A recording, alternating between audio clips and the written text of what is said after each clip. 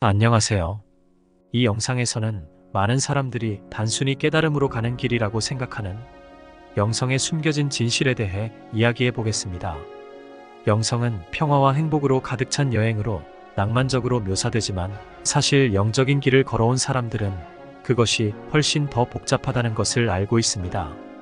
이 여행에는 불편한 진실에 직면하고 개인적인 성장에 도전하는 과정이 포함됩니다.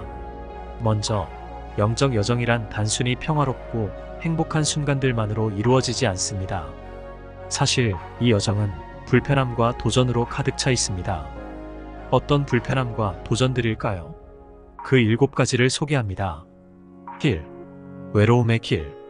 영적인 여정은 외로울 수 있습니다. 영적 여정을 더 깊이 파고들수록 외로움을 느끼기 쉽습니다. 주변 사람들이 우리의 경험과 통찰을 쉽게 이해하지 못하는 경우가 많아 고립감을 느낄 수 있기 때문이죠. 가족과 가까운 친구들조차도 우리의 변화를 이해하지 못해 단절감을 느낄 수 있습니다. 이 외로움은 우리 자신과 우주에 대한 더 깊은 이해를 추구하면서 생기는 고유한 현상입니다. 한때 중요했던 우선순위가 바뀌면 그 중요성이 사라지고 당신은 새로운 관심과 추구에 끌릴 수 있습니다. 이는 비슷한 경험을 하지 않은 사람들과의 격차를 만들 수 있는데요. 이러한 외로움을 받아들이는 것은 영적 길에서 발전하는 데 중요한 열쇠입니다. 예를 들어 취미와 관심사의 변화로 인한 외로움을 알아보겠습니다. 수지는 대학 시절 친구들과 주말마다 모여 파티를 즐기고 최신 유행 음악과 패션에 대해 이야기하며 보냈습니다. 하지만 어느 순간부터 수지는 명상과 요가에 관심을 갖게 되었고 자연 속에서 시간을 보내며 내면의 평화를 찾는데 더 큰 만족을 느꼈습니다. 그녀는 주말마다 산책이나 명상을 통해 자신의 내면을 탐구하는 시간을 갖기 시작했습니다. 이때부터 수지의 외로움이 시작되었습니다. 수지의 새로운 관심사와 우선순위는 친구들과의 관계에 변화를 가져왔기 때문입니다. 친구들은 여전히 파티와 쇼핑을 즐겼지만 그녀는 더 이상 그 활동들에 큰 흥미를 느끼지 못했습니다. 친구들이 주말 계획을 세울 때 수지는 혼자만의 시간을 가지기로 선택합니다. 처음에는 이 선택이 만족스러웠지만 시간이 지나면서 수지는 외로움을 느끼기 시작했습니다. 친구들은 수지의 변화를 이해하지 못했고 점점 더 멀어지는 듯한 느낌을 받았습니다. 이때 수지는 자신의 외로움과 마주하기로 결심합니다. 그녀는 자신의 외로움을 인정하고 이를 해결하기 위해 다음과 같은 단계를 거쳤습니다. A. 인정하기. 수지는 자신의 새로운 관심사가 친구들과의 관계에 변화를 가져왔음을 인정했습니다. 외로움을 느끼는 것이 자연스러운 감정임을 받아들였습니다. B. 이해하기. 수지는 왜 자신이 외로움을 느끼는지 깊이 탐구했습니다. 그녀는 자신의 내면 탐구와 성장이 중요해졌고 친구들과의 활동이 더 이상 자신에게 큰 의미를 주지 못한다는 것을 깨달았습니다. C. 수용하기. 수지는 외로움이 영적 성장의 일부라는 것을 받아들이기로 했습니다. 이는 그녀가 더 깊은 이해와 평화를 찾는 과정의 자연스러운 부분임을 인정했습니다. D. 대안 찾기. 수지는 새로운 관심사를 공유할 수 있는 사람들을 찾기 시작했습니다. 요가 클래스에 참여하거나 명상 모임에 참석하며 비슷한 관심사를 가진 사람들과 교류하기 시작했습니다. 그 결과 수지는 새로운 사람들과의 교류를 통해 자신의 외로움을 극복할 수 있었습니다. 그녀는 더 이상 외로움을 두려워하지 않고 이를 통해 자신의 내면을 더욱 깊이 탐구할 수 있었습니다. 또한 기존 친구들과도 솔직한 대화를 통해 서로의 변화를 이해하고 새 방식으로 관계를 이어나갈 수 있게 되었습니다. 이 예는 우리가 일상 속에서 겪을 수 있는 상황을 통해 영적 여정에서 느끼는 외로움을 이해하고 이를 극복하는 방법을 보여줍니다. 영적 성장은 외로움을 동반하지만 더 깊은 자기 이해와 평화를 찾을 수 있습니다. 그림자 자아와의 만남. 영적 여정을 통해 우리 자신의 내면에 숨겨진 부분과 직면하게 됩니다. 그림자 자아는 우리의 가장 깊은 두려움, 불안감, 부정적인 특성을 포함합니다. 이 부분을 인정하고 치유하는 것은 개인적인 성장에 필수적입니다. 이를 통해 진정한 치유와 통합이 가능합니다. 예를 들어 부모에게 버림받을 것 같은 두려움 다루기를 살펴보겠습니다. 대한이라는 한 사람이 있습니다. 그는 항상 부모님의 기대에 부응하기 위해 노력해왔습니다. 그는 학교에서 좋은 성적을 유지하고 부모님의 기대에 맞춰 행동하며 자랐습니다. 하지만 그는 부모님의 기대에 미치지 못할 때마다 깊은 두려움을 느꼈습니다. 자신이 부모님에게 짐이 될까봐, 그리고 그로 인해 버림받을 것 같은 두려움이 그의 마음속 깊이 자리 잡고 있었습니다. 대한이는 자신의 두려움을 직면하고 해결하기 위해 마음챙김 수련과 상담을 받기로 결심했습니다. 이 과정에서 대한이는 자신의 내면에 숨겨진 두려움과 불안감을 인식하게 되었습니다. 이 과정에서 대한이는 다음과 같은 단계를 거쳤습니다. A. 인정하기. 대한이는 부모님의 기대에 부응하지 못할 때 느끼는 두려움과 불안감을 솔직하게 인정했습니다. 그는 이 감정이 인간으로서 자연스러운 것임을 받아들였습니다. B. 이해하기. 대한이는 왜 자신이 부모님에게 짐이 될까봐 두려워하는지 알아보았습니다. 그는 어릴 적 부모님의 꾸중과 기대가 그의 두려움의 근본 원인임을 깨달았습니다. 부모님은 그를 사랑하지만 높은 기대가 그에게 큰 압박으로 작용했음을 이해하게 되었습니다. C. 수용하기. 대한이는 자신의 두려움이 부모님의 기대에 부응하지 못했을 때 느끼는 자연스러운 감정임을 수용했습니다. 또한 부모님도 완벽하지 않으며 그들의 기대가 항상 현실적이지 않을 수 있음을 받아들였습니다. D. 치유하기. 대한이는 긍정적 방식으로 감정을 표현하고 해결하는 방법을 찾았습니다. 상담을 통해 부모님과의 솔직한 대화를 나누고 명상을 통해 자신의 감정을 안정시키며 일기를 통해 내면의 생각과 감정을 기록했습니다. 그 결과 대한이는 자신의 두려움을 인정하고 치유하는 과정을 통해 개인적으로 성장했습니다. 그는 더 이상 부모님의 기대에 대한 두려움에 휘둘리지 않고 자신의 감정을 건강하게 다루는 방법을 배웠습니다. 또 부모님과 솔직한 대화를 통해 그들도 그를 사랑하고 지지한다는 확신을 얻게 되었습니다. 이 예는 우리 모두가 겪을 수 있는 일상적인 상황을 통해 부모에게 버림받을 것 같은 두려움을 인정하고 치유하는 과정이 얼마나 중요한지를 보여줍니다. 이 과정을 거치면 진정한 치유와 통합이 가능합니다. 3. 고통의 초월. 고통은 인간 경험의 불가피한 부분입니다. 영적인 존재로서 고통을 받아들이고 초월하는 법을 배우는 것은 여정의 중요한 측면입니다. 고통을 정면으로 직면함으로써 우리는 자신과 주변 세계에 대한 귀중한 교훈을 배울 수 있습니다. 이는 회복력과 힘을 키우는 데 도움이 됩니다. 고통을 피하려 하기보다는 삶의 일부로 받아들이고 이를 통해 개인적인 성장과 변화를 이룰 수 있습니다. 고통을 초월하는 것은 고통의 존재를 인정하지만 그것이 우리의 생각과 행동을 지배하지 않도록 하는 것입니다. 예를 들어 직장 내 스트레스와 고통 다루기를 알아보겠습니다. 민국이는 회사에서 중요한 프로젝트를 맡게 되었습니다. 이 프로젝트는 그의 커리어에 큰 도움이 될 수 있는 기회였지만 동시에 엄청난 스트레스와 압박감을 안겨주었습니다. 민국이는 매일 늦게까지 일하고 주말에도 쉬지 못하며 프로젝트에 매달렸습니다. 그 결과 그는 신체적 피로와 정신적 스트레스에 시달리게 되었습니다. 불면증과 두통이 지속되었고 그는 점점 더 고통스러운 상태에 빠지게 되었습니다. 민국이는 처음에는 이 고통을 피하려고 노력했습니다. 이를 줄이기보다는 오히려 더 많은 커피를 마시고 스트레스를 잠시 잊기 위해 게임이나 TV 시청에 몰두했습니다. 그러나 이는 일시적인 해결책에 불과했고 그의 상태는 나아지지 않았습니다. 결국 민국이는 고통을 직면하고 이를 해결하기로 결심합니다. 그 과정에서 민국이는 다음과 같은 단계를 거쳤습니다. A. 인정하기. 민국이는 자신의 신체적, 정신적 고통을 인정했습니다. 그는 스트레스와 압박감이 자신의 상태를 악화시키고 있음을 깨달았습니다. B. 이해하기. 민국이는 왜 자신이 이런 고통을 느끼고 있는지 탐구했습니다. 그는 과도한 업무와 휴식 부족이 그의 고통의 주요 원인임을 이해하게 됩니다. C. 수용하기.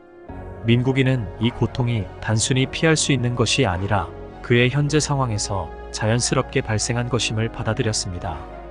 그는 고통을 부정하거나 피하려 하기보다는 이를 삶의 일부로 받아들이기로 했습니다. 대처하기. 민국이는 고통을 초월하기 위해 몇 가지 구체적인 조치를 취했습니다. 그는 업무의 우선순위를 재조정하고 일부 업무를 동료들에게 위임하기로 했습니다. 또 규칙적 운동과 명상을 통해 신체적, 정신적 건강을 회복하기 시작했습니다. 주말에는 완전히 휴식을 취하며 자신의 취미에 시간을 할애했습니다. 그 결과 민국이는 고통을 직면하고 이를 초월하는 과정을 통해 개인적으로 성장할 수 있었습니다. 그는 스트레스를 관리하고 균형 잡힌 삶을 살아가는 방법을 배우게 되어 회복력과 힘을 키우는 데 큰 도움이 되었습니다. 그는 이제 고통을 피하려 하지 않고 이를 통해 자신을 돌아보고 개선하는 계기로 삼게 되었습니다. 이 예는 일상 속에서 겪을 수 있는 고통을 이해하고 이를 받아들이고 초월하는 과정을 보여줍니다. 고통은 피할 수 없는 부분이지만 이를 통해 우리는 더 강해지고 더 나은 자신으로 성장할 수 있습니다. 4. 에고의 극복. 에고는 우리의 생각, 행동, 인식을 형성하는 정체성의 중심 측면입니다. 그러나 에고는 종종 진정한 영적 각성을 방해합니다.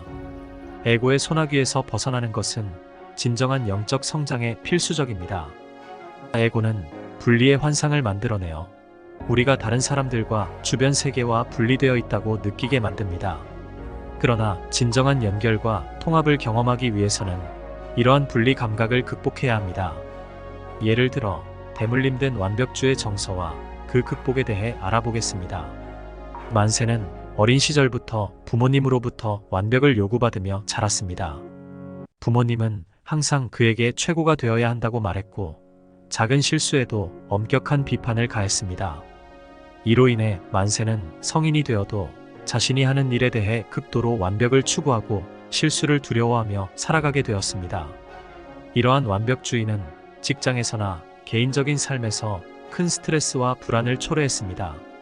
만세는 자신의 완벽주의가 어디에서 비롯되었는지 고민하던 중 부모님이 자신에게 심어준 대물림된 정서임을 깨달았습니다. 그는 자신의 에고가 이 완벽주의를 지속시키고 있음을 인식하게 되었습니다.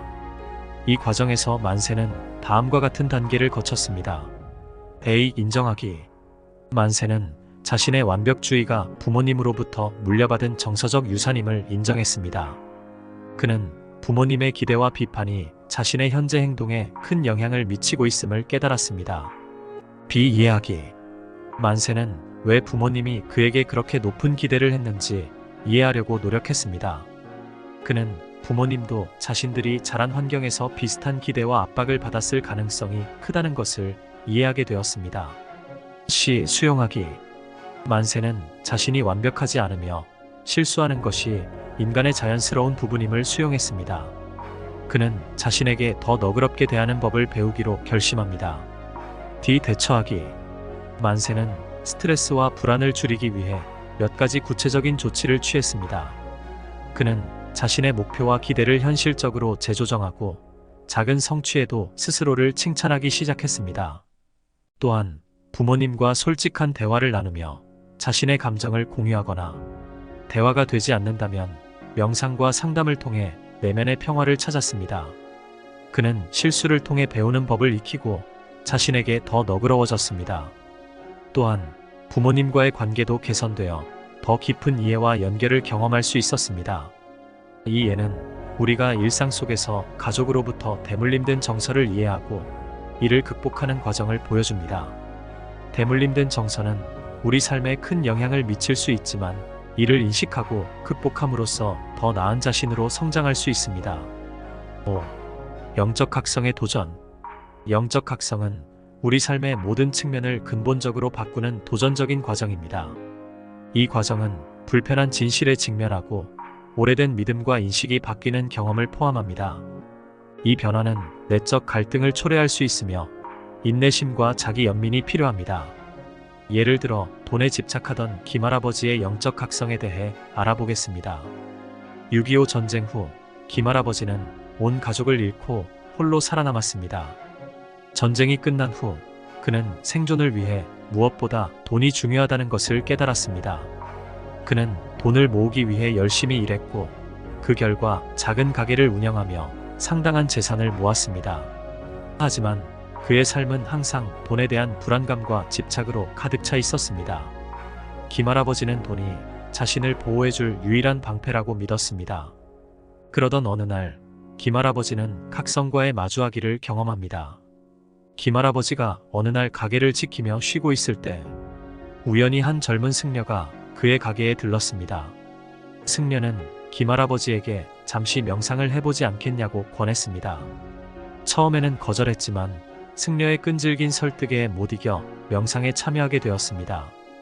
이 경험을 통해 김할아버지는 돈이 주는 불안과 두려움에 대해 깊이 생각하게 되었습니다. 그 과정에서 김할아버지는 다음과 같은 단계를 거쳤습니다.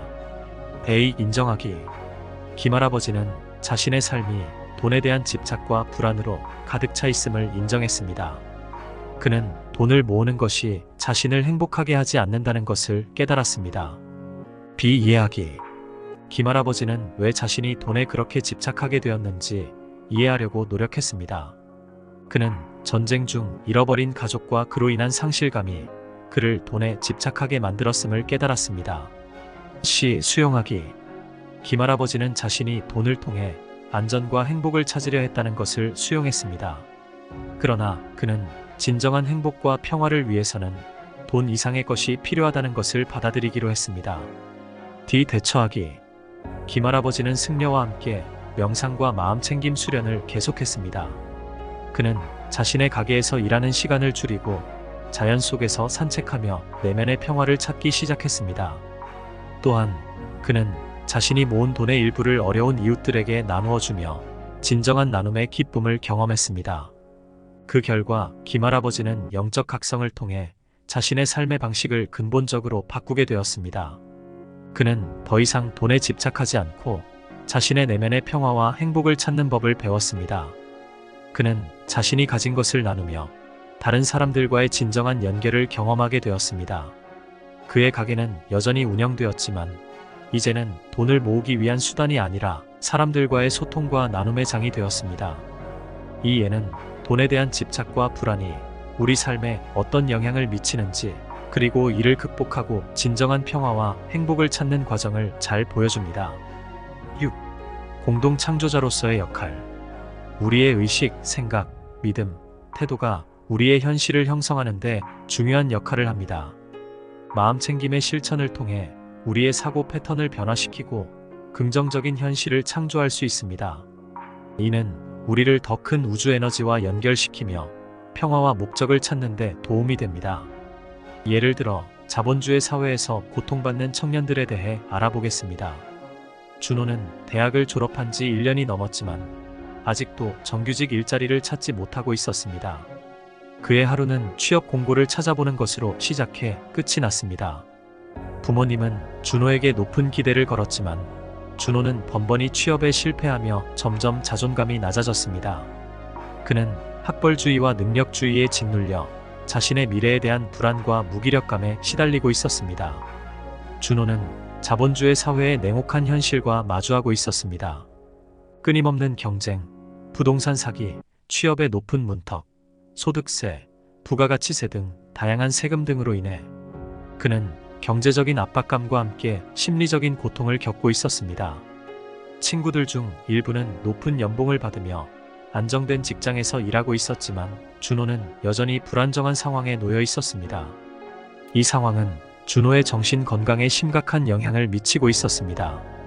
어느 날 준호는 우연히 한 온라인 커뮤니티에서 비슷한 고민을 가진 청년들의 이야기를 접하게 됩니다. 그는 이 현상이 자신만의 문제가 아니라는 것을 깨닫고 조금씩 마음의 위안을 얻기 시작했습니다. 이 과정에서 준호는 다음과 같은 단계를 거치며 마음챙김과 자기 돌봄을 실천하기 시작했습니다. A. 자기 돌봄 시간 확보하기. 준호는 매일 아침 5분 동안 명상을 하기로 결심했습니다. 명상을 통해 마음을 안정시키고 자신의 감정을 직면하는 연습을 했습니다. B. 긍정적 사고 연습하기. 준호는 부정적인 생각이 들 때마다 이를 긍정적 생각으로 전환하려고 노력했습니다. 예를 들어 나는 실패자야라는 생각이 들 때마다 나는 매일 조금씩 성장하고 있는 중이다. 더 나은 기회가 올 것이다라고 스스로에게 확언했습니다. 시 커뮤니티 참여. 준호는 온라인 커뮤니티에서 다른 청년들과 소통하며 자신의 경험을 공유하고 다른 사람들의 이야기를 들으며 위안을 얻었습니다. 소소한 성취를 기록하기. 준호는 작은 성취라도 기록하며 자신을 칭찬하기 시작했습니다. 그 결과 준호는 마음 챙김과 자기 돌봄을 실천하면서 조금씩 변화를 느끼기 시작합니다. 그의 불안과 무기력감은 줄어들었고 자존감이 회복되었습니다. 준호는 자신의 경험을 통해 다른 청년들에게도 희망과 위로를 전할 수 있게 되었습니다. 이 이야기는 자본주의 사회에서 청년들이 겪는 고통과 압박을 이해하고 이를 극복하기 위한 방법을 제시합니다. 준호의 사례를 통해 우리는 우리의 의식과 태도가 현실에 어떻게 중요한 영향을 미치는지 알 수 있습니다. 7. 상호 연결의 이해. 우리는 모두 서로 연결되어 있으며 이러한 이해는 영적 깨달음에 매우 중요합니다.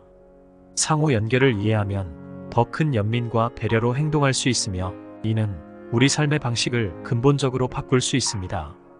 이 공감은 강력하고 의미 있는 관계를 조성하고 지지와 사랑이 넘치는 공동체를 만드는 데 도움이 됩니다. 이렇게 단순히 깨달음으로 가는 길이라고 생각하는 영성의 숨겨진 진실에 대해 알아보았는데요. 영적인 여정은 이렇게 복잡하고 도전적인 길입니다. 하지만 이를 통해 진정한 자기 이해와 성장에 도달할 수 있습니다. 시청해주셔서 감사합니다. 이 영상이 마음에 드셨다면 좋아요와 구독을 눌러주세요. 감사합니다.